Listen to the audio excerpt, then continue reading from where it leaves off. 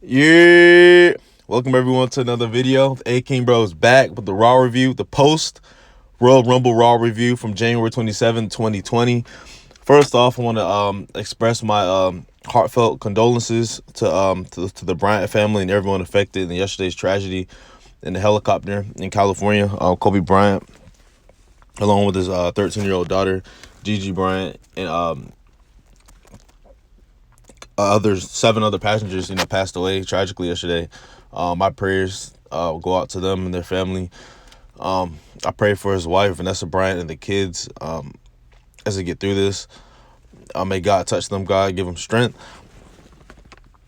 And I just love Kobe Bryant. It's what his game, not only as a basketball player, but as a man. A family man. This guy was just an icon. Someone you look up to. I grew up watching Kobe. I still remember him 2010. They won the finals, and he stood on top of that table. He just celebrated with his wife and his kids. Just soaking it all in, winning his 5th title, 5-time NBA champion, 2-time Finals MVP, the league MVP, 18-time All-Star. I mean, this guy is the pinnacle of sports, a legend who will never be forgotten. I love you, Kobe Bryant. He's awesome. I love Kobe. Every time I shoot a ball at a basket, whether I'm playing basketball or just shooting into a trash can, I'm saying Kobe. So Kobe, you definitely impacted me. That Mamba mentality, definitely gonna be grasping that mentality going forward. Thank you, Kobe, and your legacy will live on. So let's get right into this Raw review. We kick it off with my man Drew McIntyre, the winner of the 2020 Royal Rumble. He comes out, hot crowd, baby. The fans love Drew McIntyre. I've never seen someone get over so quickly. He was heel like a month ago, and now a couple weeks ago he started turning face slowly, and now the crowd's behind him. Like, he did what he did in one night, what Roman Reigns couldn't do in 5 years, man. He got over with the crowd, 100% cheers. Reigns couldn't get that in 5 years of pushes, man. Drew did it in one night, man. Drew is his hard work. Hard work pays off, man. Drew is just another example of that, man. So Drew comes out, gets right to the point. He challenges Brock Lesnar for the WWE Championship in Tampa, Florida. WrestleMania 36, baby. Main event. Challenges Brock. So Drew, feeling himself.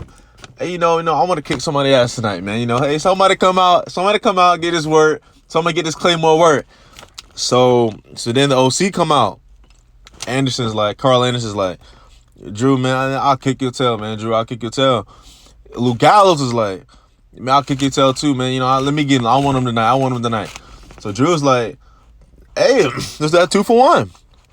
So it's a 2-on-1 handicap match starts. Drew wins the match easily. Crowds are he's just so over, man. It's over. It's just crazy how he's got over. Drew's over as a mug. Drew wins, but then as Drew is distracted after the match, Brock comes up, S5. Drew's down. I think this kind of happened last year with Seth Rollins. The night after Seth Rollins won the Rumble and he challenged Brock, I think the same thing happened. I think Brock gave him like 5-6 F5s. So this story is kind of like the same thing with Rollins last year. I noticed that. Well, I don't have a problem with that, but like, it's on, man. The two beasts, two brutes going at it for the championship, man. 2 heavyweights going at it for the title. You don't see that often, man. I don't mind the guy, the AJ Styles, Finn Balor, Seth Rollins, those, small guys, but I want to see, behemoths wrestle for the World Heavyweight Championship. Heavyweight. I want to see heavyweights go at it, and that's what we're going to get at WrestleMania 36, baby. Drew McIntyre versus Brock Lesnar in the main event of WrestleMania. Who would have thought, man? Who would have thought?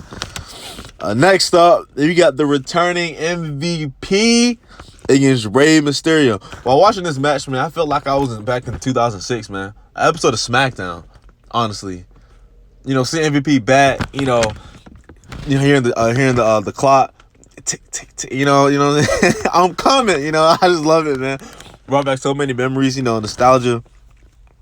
Rey wins his match. MVP looked good. Of course, he's not the same as he was back in his first stint in WWE, but he still got it. I hope we see him around a lot more after tonight. MVPs, he still got it. But Ray wins this match. It's good seeing these two in the ring. Brought back so many memories. So yeah, I didn't mind this match. I enjoyed it. Next up, we got Aleister Black against a jobber. The way Aleister Black has been handled since being called up, he hasn't really done much. Same thing. He beat the jobber. He set crisscross applesauce in the ring. Challenge. He said, anybody want to fight me? I'm here. I'll fight anybody. Same old. So whatever. Next up, we go to a Raw Tag Team title match. The newly crowned champions Seth Rollins and Buddy Murphy taking on Kevin Owens and Samoa Joe. So before this match started, both teams were cutting promos, and KO and Joe wanted to make sure, AOP wasn't in the vicinity, around, under the ring, anything like that. So Seth Rollins points to the Titantron and has AOP there, clearly showing that they're in the backstage. They're not out in the ring anywhere else. They're backstage. So then once it was finally confirmed that they were actually backstage, the Viking Raiders come out of nowhere and attack AOP. I thought it was so smart by KO and Joe. So AOP is eliminated from this match. They can't interfere, none of that, because, they're occupied with the Viking Raiders. So we get 2-on-2 clean.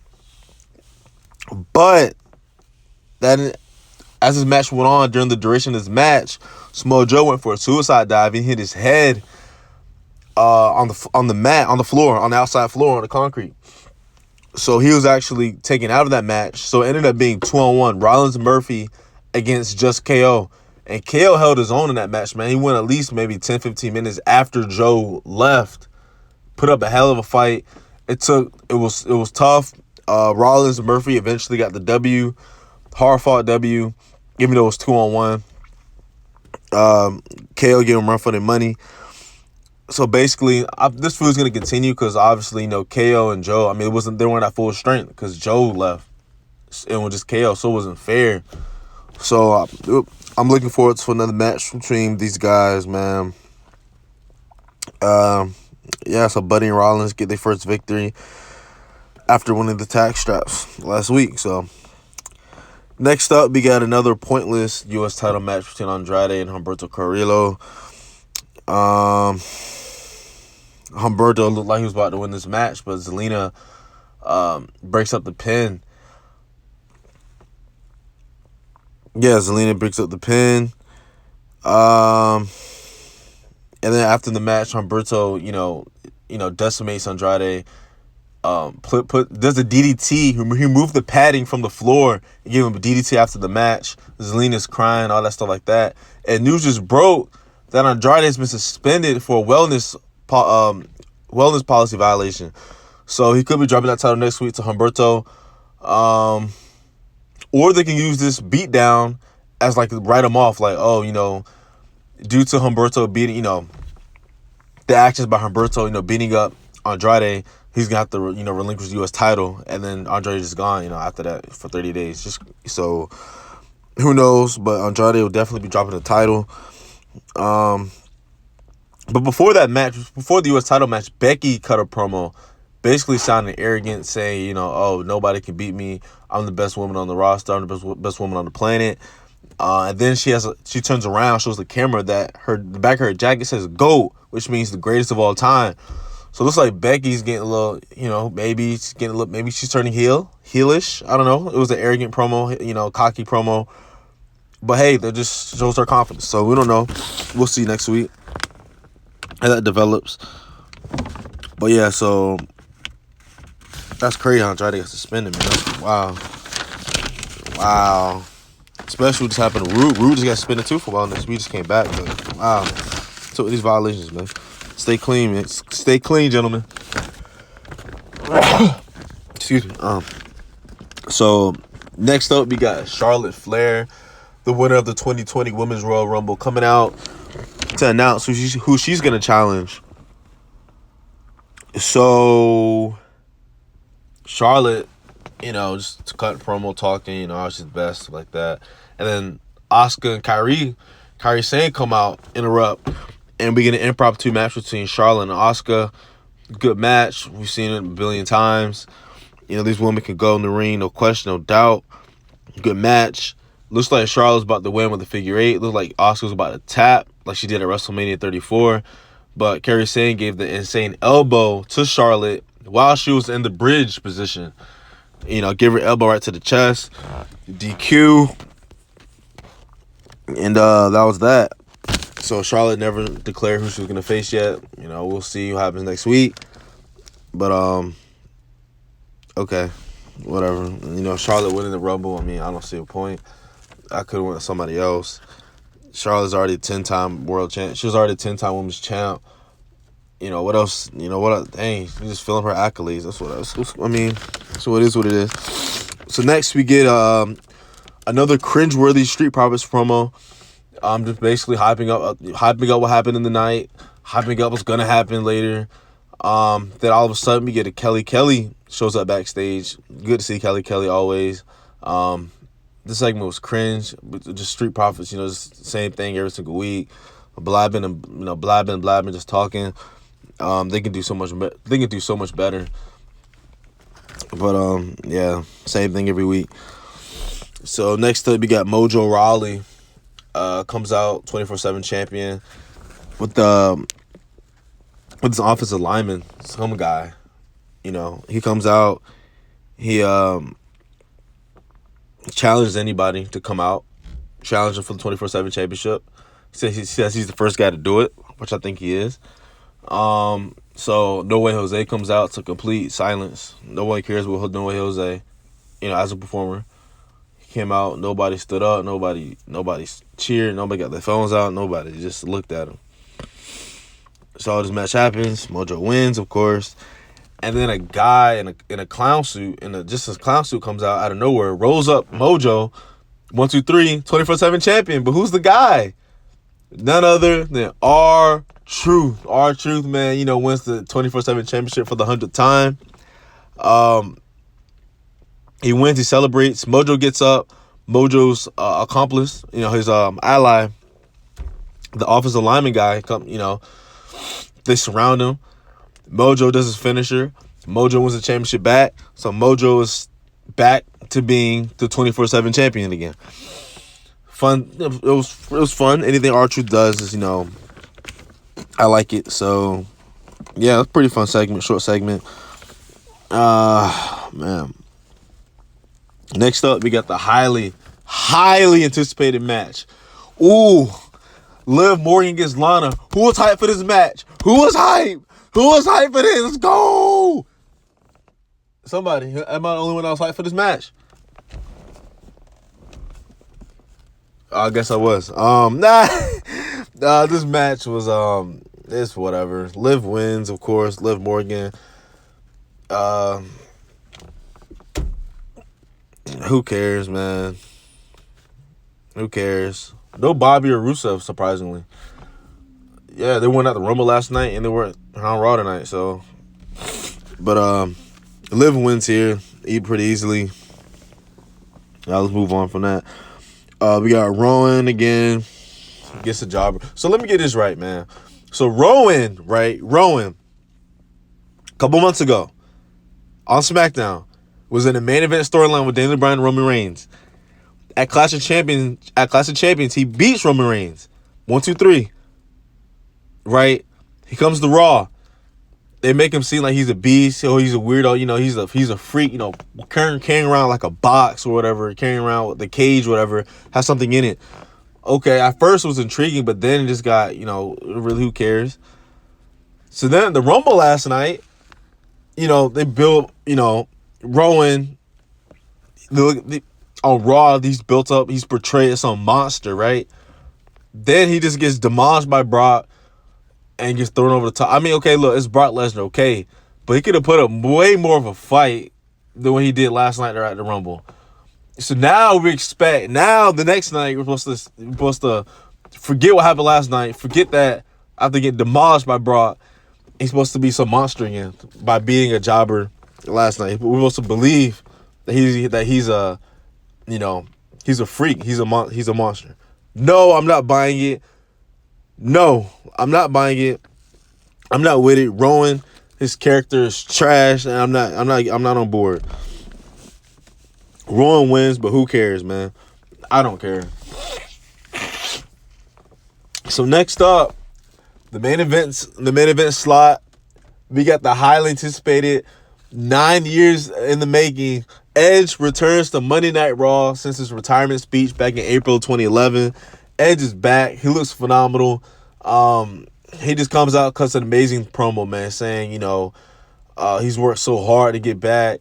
Ever since he got cleared, he's been in the gym, probably working out with his wife, Beth Phoenix, who's a gym rat. Just putting work in. He said he has something that you can't teach. It's something that you can't, put down somebody's throat. Like you can't take a pill or whatever. That he has grit, man. He has heart. He has passion, dedication, and look what he is now. He's back. We thought we'll never see Edge in the ring again, but he's back, fully healthy, ready. So after he cuts that amazing promo, Randy Orton comes out. Of course, these two have history. Rated RKO back in 06, 07 days. Multiple tag team titles, feud with DX. He had a good run. Randy comes out, hugs Edge, man. Emotional. These two go back, way back. Road trips. So from show to show. So then Randy's like, okay, you back. How about we reform Rated RKO again? Good old time sake. Let's see what we can do together. So then, everybody's chanting, yes, yes, yes, get back together. But then Randy Orton, the snake that he is, the Viper, RKO's Edge flat right in the middle of the ring, downs Edge. Crowd is gasping, crowd is shocked, crowd can't believe it. Crazy. It was wow, yo, like wow. So then Randy goes out, gets a steel chair, and hits him with the bat. Edge is down, just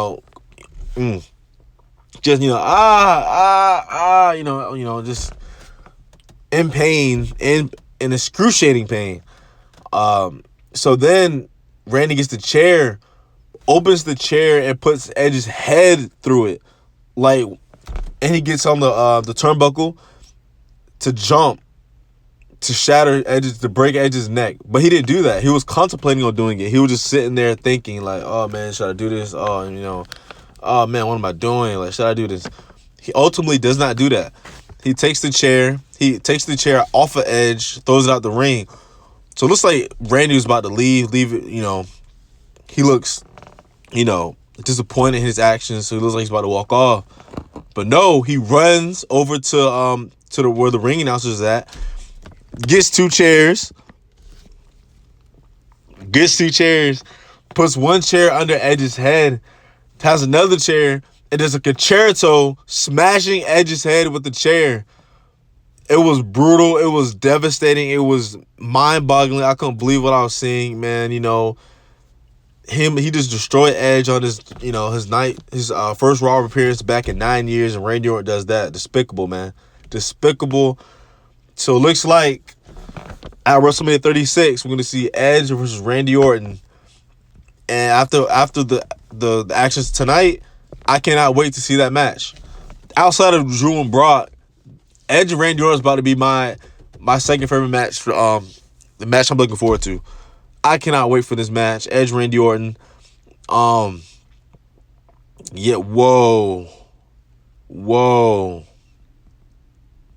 And with what happened tonight, Edge, take time off. They're gonna write Edge off, off TV, and then sometime before Mania, I want to say maybe March. Randy's gonna be probably be in a match or cutting a promo, and then Edge comes out of nowhere, and then they set this WrestleMania match up. But please do not have this match at Saudi on February 27th. Do not have this match. This match should not be in Saudi. It should be at WrestleMania in Tampa, Florida, April 5th. No, this match should be at WrestleMania, not Saudi. We'll see what happens. But yeah, that was Raw. It was an eventful Raw. Some stuff, I didn't like. Some stuff I thought was pointless, like the Aleister Black stuff, the Eric Rowan stuff. So yeah, that was Monday Night Raw, guys. Thank you guys for listening. Let me know how you like the Raw. King Bro out. Be confident, be blessed. Love you, Kobe Bryant. And I'm out. Yeah.